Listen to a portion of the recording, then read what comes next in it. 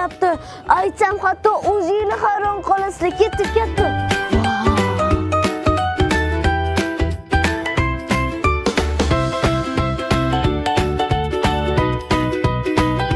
Bu Namangan shahridagi 3-sonli maktab.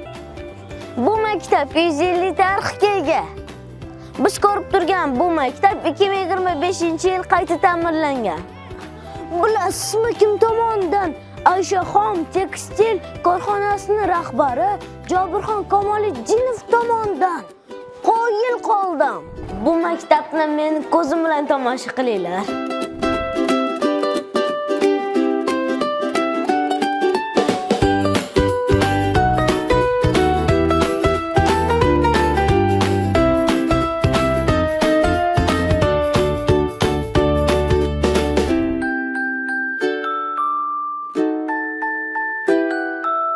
Biz hozir informatika xonasiga kelyapmiz.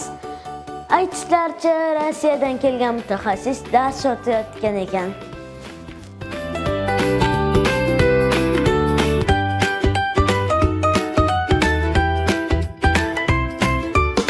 Boshlang'ich sinflar bilan ham tanisha olamiz.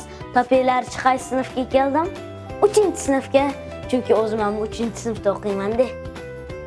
Bu yerdagi boshlang'ich sinflardagi darslar yapon tajribasi asosida o'tilar ekan.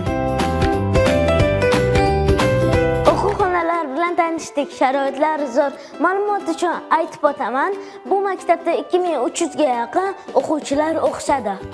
Bolalar, sizlarga bugungi kelajak soat darsi yoqyaptimi? Follar zali ham juda chiroyli ekan.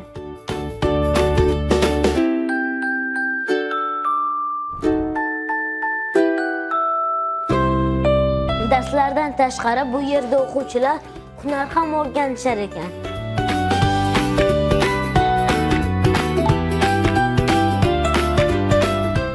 Maktab kutubxonasida 4000 dan ziyod adabiyotlar mavjud ekan.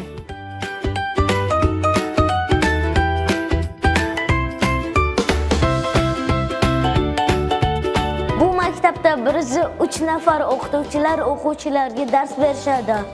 Ulardan 3 nafari esa xorijlik mutaxassislar ekan.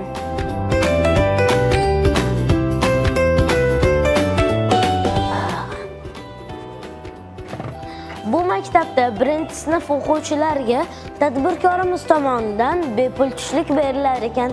Men 1-sinf bo'lmasam ham menga ham berishdi.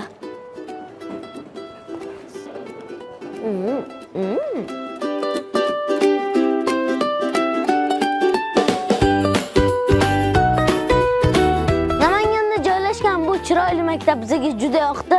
Tadbirkor akamizga katta rahmat. Yurtimizda bunday maktablar juda ko'payaversin. Rahmat Namangan. Maktablar juda ko'payaversin. Rahmat Namangan.